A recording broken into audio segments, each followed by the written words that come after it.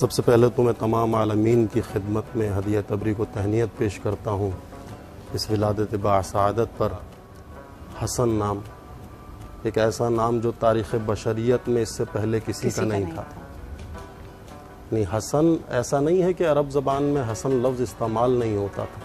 حسن بطور صفت استعمال ہوا، بطور نام کبھی استعمال نہیں ہوا تھا۔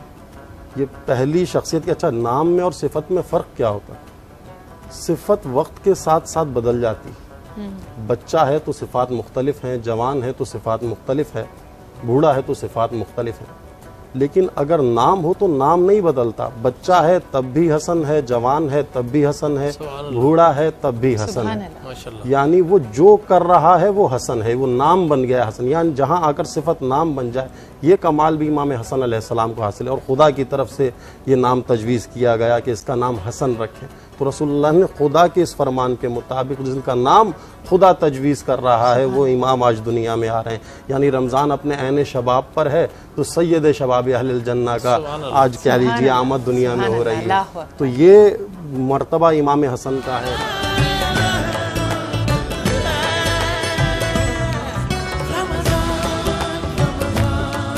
مدینے کا یہ واقعہ ہے، کہتے ہیں کہ روز بازار میں امام حسن مجتبیٰ جوان سن ہیں، ابھی اتنی بڑی عمر نہیں ہے امام کی، امام گھوڑے پر سوار بازار میں وارد ہوئے۔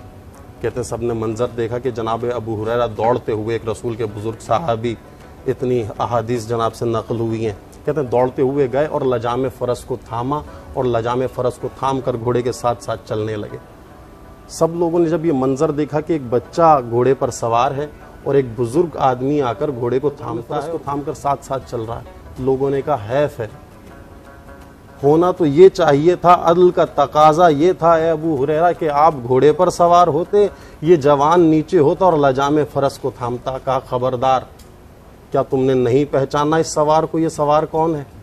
کہا ابو ہریرہ یہ کون ہے؟ کہا یہ وہ ہے جو دنیا میں اہل جنت کا سردار ہے۔ سبحان اللہ۔ یعنی دنیا میں جو خود کو جنتی سمجھتا ہے یہ ان کا سردار ہے۔ اچھا اہل الجنہ کہتے ہیں قرآن میں، اب یہ اہل جنت ہم کہتے ہیں جنت میں جانے کے بعد سرداری ملے گی، ایسا نہیں ہے۔